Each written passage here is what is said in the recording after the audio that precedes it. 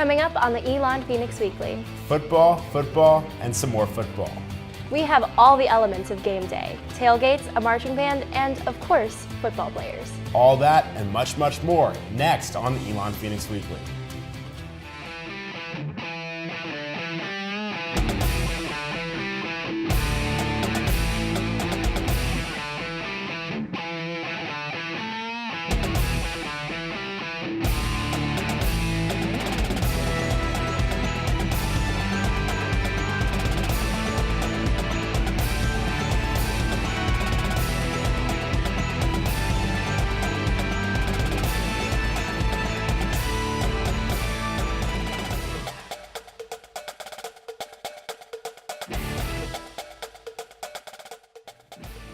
Good morning, and welcome to another edition of the Elon Phoenix Weekly. I'm Stephen Normington. And I'm Tori Baptist. Thanks for joining us on your ESPN2 local sports break.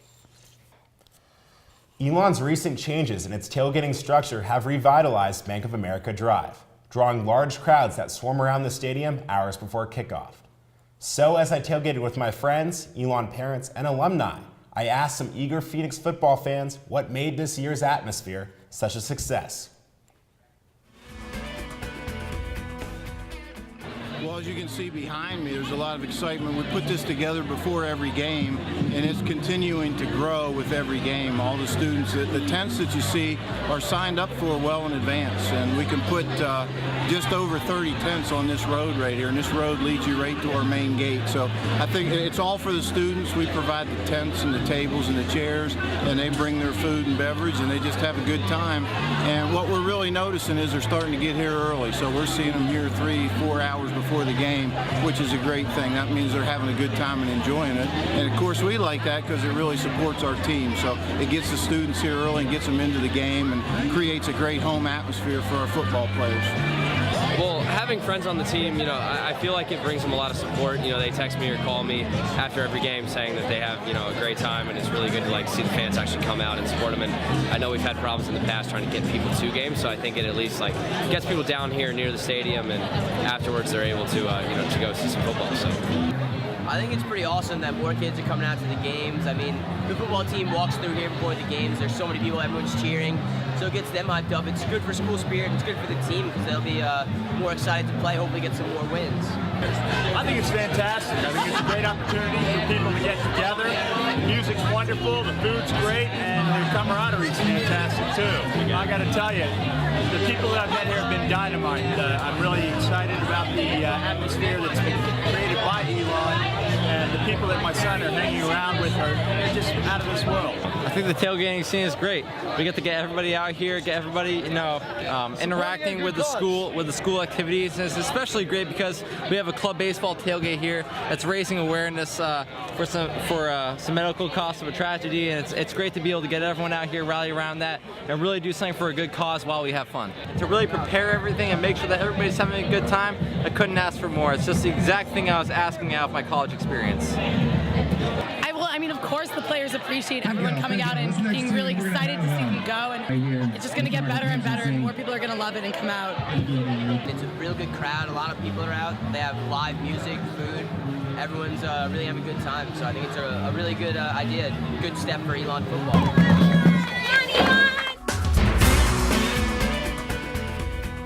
The tailgating scene erupted this year, and from what we've seen thus far, expect the crowds to only grow as new rivalries emerged within the CAA. No college football Saturday is complete without a tailgate, nor a marching band. Elon's Fire of the Carolinas is a constant presence on the sidelines, always there to pump up the Phoenix faithful.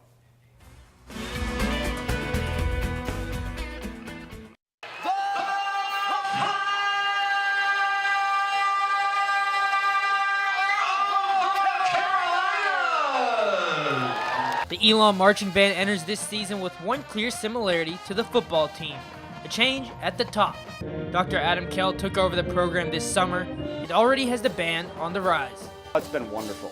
This is a wonderful place. Elon is a very special place. You hear that a lot, and then I don't think you really understand it until you get here. But the students are phenomenal. Our membership is incredible. Like I said, they're so passionate about what they do. They're smart, they're fun, they're energetic, they work really hard.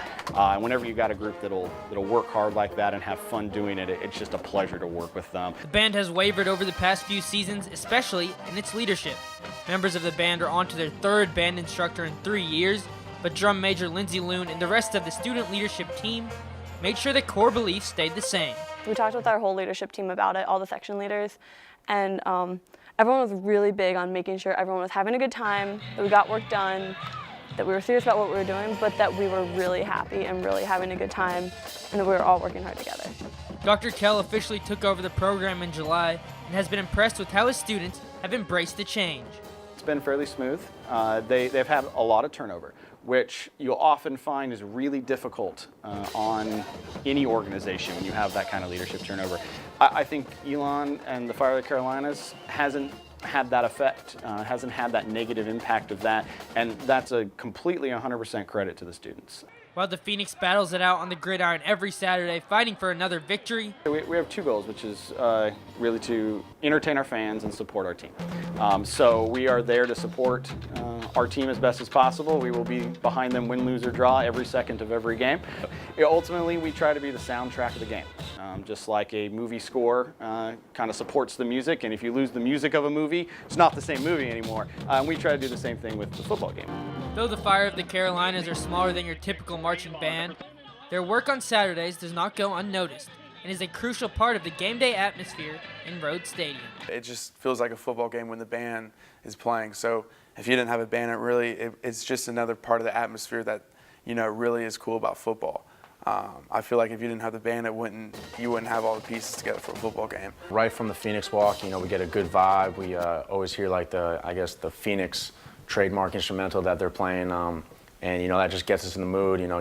Gets us in the right rhythm.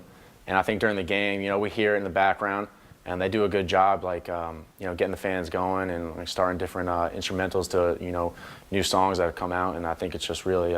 They're a good band. I really like them. Fans only get to see the band in action on Saturdays, but there's much more to it than that. The hard work is done during the week. We rehearse 2 times a week, plus they have an hour-long sectional that they do just per section of the trumpets and low brass saxophones. They meet together, which is run by their student leader. Their section leaders run those. Saturdays, the game days, are long days for us. They're almost, they're 10, 11-hour days. They're very long. They're very exhausting when you get to the end of them. However, that's the fun part. Before the start of this season, Dr. Kell and head coach Rich Grosky met for the first time and had one clear similarity.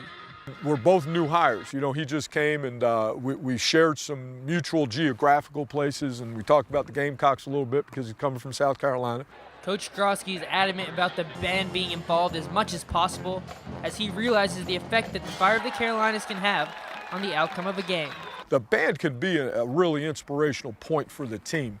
So we're doing, we're doing the fight song at the end of the game in front of the band to show them our appreciation and all the hard work they do. I believe under his leadership, that program is going to take off as well. So hopefully we're going to do it together and kind of take off together, and everybody will see both programs grow. No matter how many yards the Phoenix gain, how many points they score, or how many games they win, the Fire of the Carolinas will keep on marching on. Whether you win or lose or not, we're still proud to be at Elon University, and we're still proud to be Phoenix. And that brings us to today's trivia. In what year did the marching band adopt the name Fire of the Carolinas? The answer coming up later in the show. It's time for us to take our first commercial break, but don't go anywhere. Coming up, we'll explore the psychology behind playing football with Elon's most talented seniors. Elon University's athletics department held its inaugural Chopper Dropper event on September 17th. This event, organized by the Phoenix Club, helped to raise $20,000 for student-athlete scholarships. People in the Elon community purchased golf balls for $100 each, and a helicopter then dropped these golf balls over a flag pin on Rudd Field. The owner of the closest golf ball, Brian Chandler, received $10,000.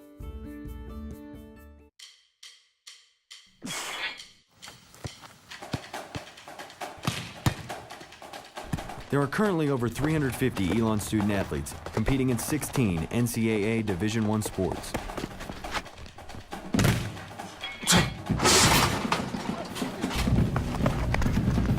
Scholarships enable us to succeed not only on the field, but also in the classroom. It helps us in achieving our commitment. To live the maroon life. Your gifts have the power to take Phoenix athletics to even greater heights while giving student athletes an outstanding education.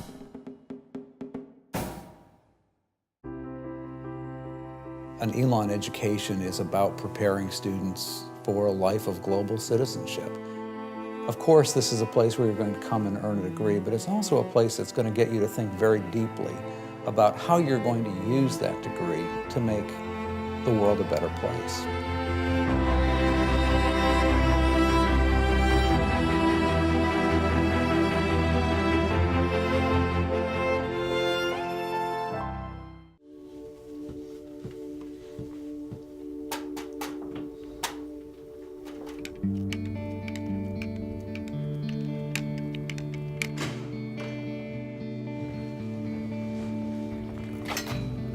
Through their daily pursuit of excellence, Elon student athletes have gained recognition for their achievements, both on and off the field.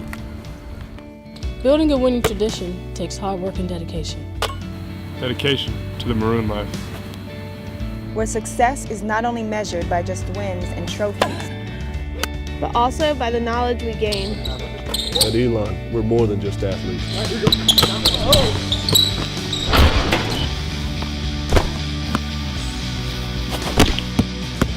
We're student athletes. Providing support enables success, helps sustain the winning tradition of Elon athletics, while securing the future of our student athletes for years to come. What is living the maroon life? It's more than just the hustle and the sweat. It's more than just the pain and the frustration. It's more than just the triumph and the glory. The maroon life is you. Yes, you. You, the athlete, striving to be at your best day in and day out. You, the alumni who have been in the stands supporting Elon for years.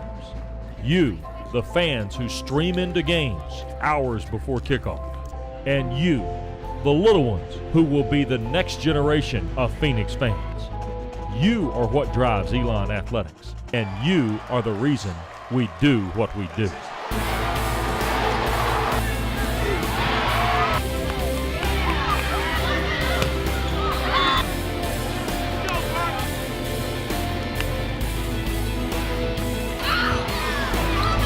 There is so much history and tradition behind our maroon. Conference titles, All-American, and national championships. But there is so much history and tradition yet to be made. So join us. Live the maroon life.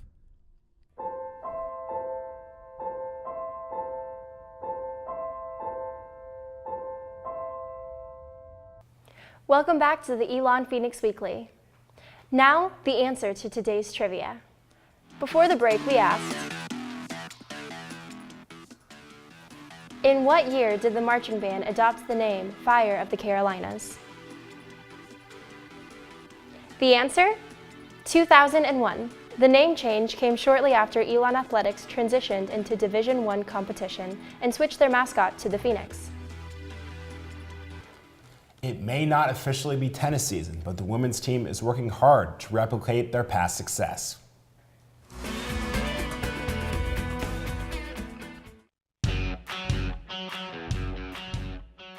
A new season means a new start.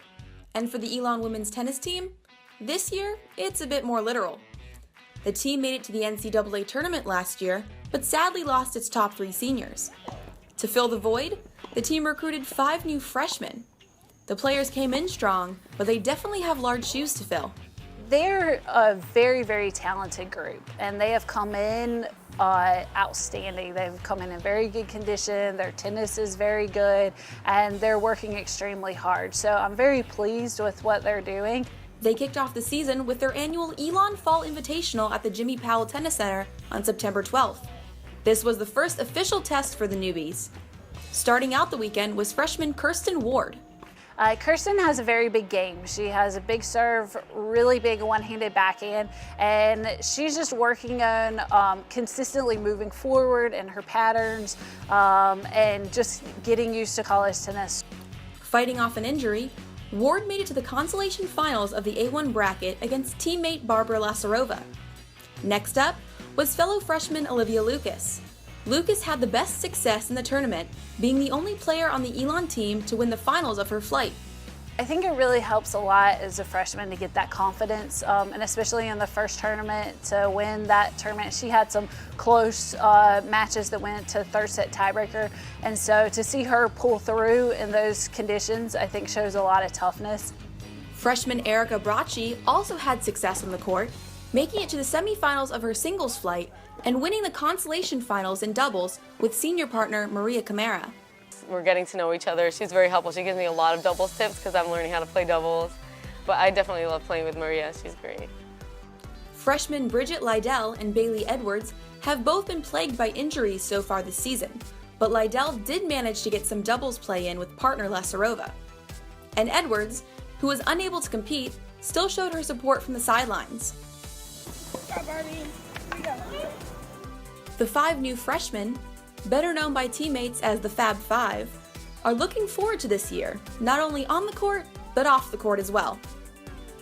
I'm glad we get to have a whole year with Barbie and Maria, but I'm sad that they're going to be leaving after because they're really good role models. Like, I call Taylor mom. She keeps me in line. They all keep us in line. And yeah, they're really good influences on us and good people to have to look up to. We go, Elon! As for Coach Anderson, she is ready to take on the season with the new team and the new conference. We're playing at a high level in these fall tournaments. We're going to Wake Forest, we're going to Carolina. So I think that those things are going to help us tremendously get that experience very quickly. But I'm just very optimistic and excited about everything. I feel like every day you just have to just get better. If you just get better every day, then you're going to be doing great.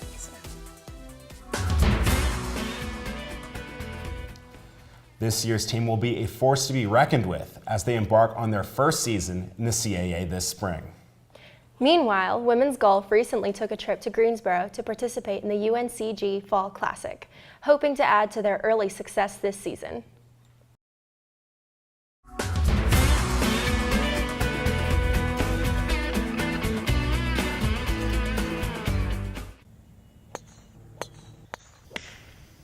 Golf is in the air. And this weekend, Elon's women's golf team drove the fairways to Greensboro to participate in the UNCG Fall Classic at Forest Oaks Country Club. The team participated in this tourney last year. However, this year, the Fall Classic was at a new course. The team recognizes the challenge, but isn't worried at all. Obviously, want to enter every tournament expecting that we can win it, because if you're not trying to win it, then what's the point? I know Forest Oaks played it a fair amount myself. It's not that tricky, so I don't really feel uncomfortable with it. And sometimes you actually play better when you don't know the golf course, believe it or not. If we play well, we can win it, so that's just more fun to have more competition and more teams. I'm not exactly sure how the field is, but I know that we're a strong team and that we have a lot of potential to play well and shoot some low scores. This squad's confidence doesn't just lie solely in their tournament play, but in the whole move to the new conference. Head coach Chris Stockrell and his players don't feel any effect from the move to the Colonial. I don't really think it has that much effect on us. It was kind of like the SoCon, like there was a couple really strong teams for us in our conference tournament. I don't really think in golf there's not that much of a difference. I have a pretty good feeling about it. It doesn't affect us as much as a lot of teams. There's a couple strong teams like College of Charleston and UNCW, but I think we'll be able to beat them in the conference tournament after a full year. Two conferences are pretty similar for us, so it doesn't really matter, but yeah, it's going to be a good change. But it's still going to be a challenge any way you look at it, and we still have to play well in order to win it. The team walked away from the Fall Classic with the victory, their second of the year. And the squad is hoping to keep it rolling going forward into the season. We want to win the conference tournament. You know, the conferences are our big tournament at the end of the year. It's just a one-shot deal, 3-round tournament. We're just trying to go every tournament, try to win it. Everybody play well, shoot low scores. We're all developing and getting better. Got a good chance of being successful. This team has caught fire and has won 3 tournaments in a row dating back to last season. Keep an eye on the greens as this team appears poised and ready to keep the fire burning for a long time.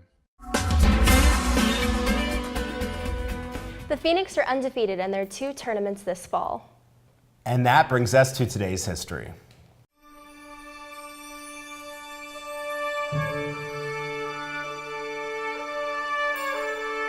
This week in Elon Sports history, we take a look back at the establishment of the men's soccer team.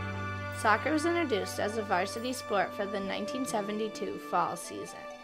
The first Elon soccer game was held on October 13th of that year, where Elon secured a 2-1 victory over nearby rival Guilford College. Wins were rare for the program during these beginning stages. The Fighting Christians collected just 2 wins during their first 2 years of existence. That all changed in 1975 when coach Steve Ballard arrived, leading the Fighting Christians to a 17-50-5 record during his first 7 years. Finally, in 1980, the men's soccer team reached new heights under Ballard, going 6-1-0 in the Carolinas Conference on their way to winning the league title, which happened to be the first of many for men's soccer. And that's today's look at Elon Sports history. It's time for our last commercial break, but stay tuned for our exclusive look at why athletes play America's favorite sport.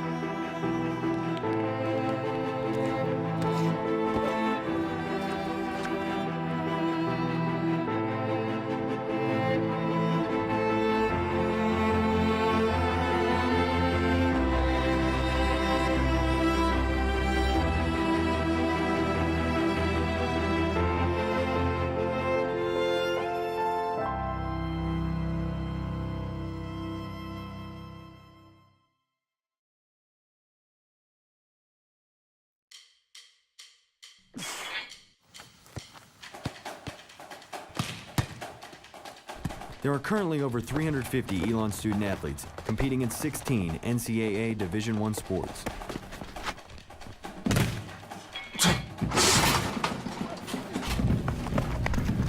Scholarships enable us to succeed not only on the field, but also in the classroom. It helps us in achieving our commitment. To live the maroon life. Your gifts have the power to take Phoenix athletics to even greater heights while giving student athletes an outstanding education. What is living the maroon life? It's more than just the hustle and the sweat. It's more than just the pain and the frustration. It's more than just the triumph and the glory. The maroon life is you. Yes, you. You, the athlete, striving to be at your best day in and day out. You, the alumni who have been in the stands supporting Elon for years. You, the fans who stream into games hours before kickoff. And you, the little ones who will be the next generation of Phoenix fans. You are what drives Elon Athletics, and you are the reason we do what we do.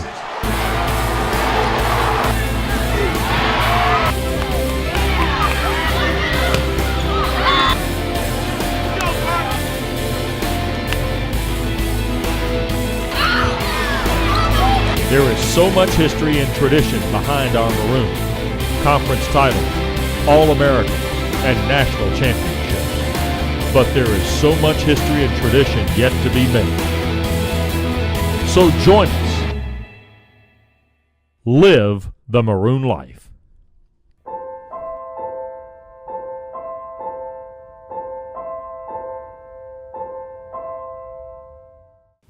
The Elon Phoenix Weekly is made possible by the students of the School of Communications in association with the dedicated coaches, athletes, and staff of Elon Athletics. Football is one of the most physically and mentally demanding sports, and yet it attracts some of the world's greatest athletes. Because of the sport's violent nature, many fans wonder, why face the risks? As expected, Elon football players provided some intelligent insight as to why they play the game.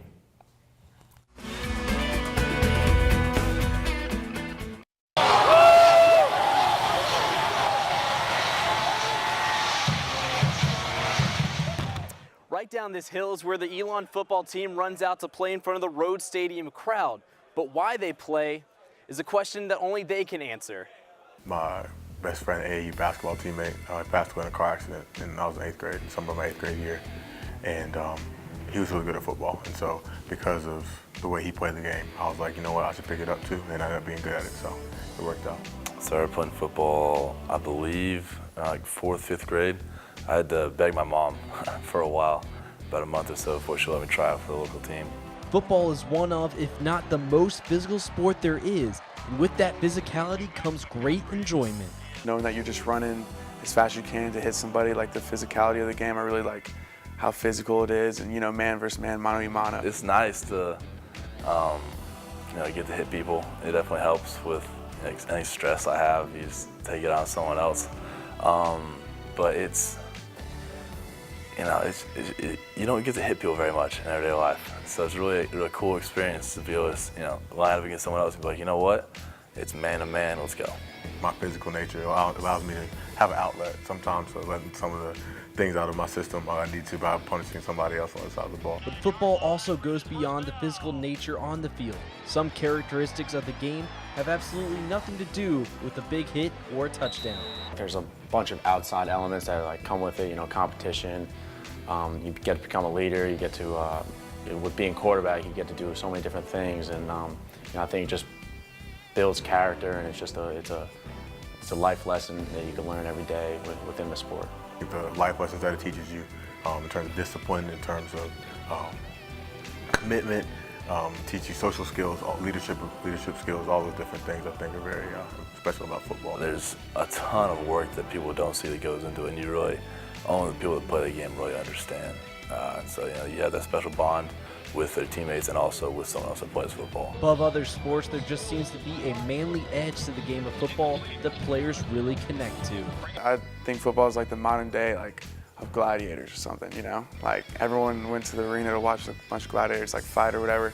And rugby and football, I believe, are like the modern day of that. Like people want to go see big hits. People like big hits and people like competitiveness. But to the actual question of why they play, each player brings their own unique answer. Coach Skrosky has told us probably multiple times since he's been here, we work probably about 300 days a year for those 12 Saturdays, and how important those 12 Saturdays are.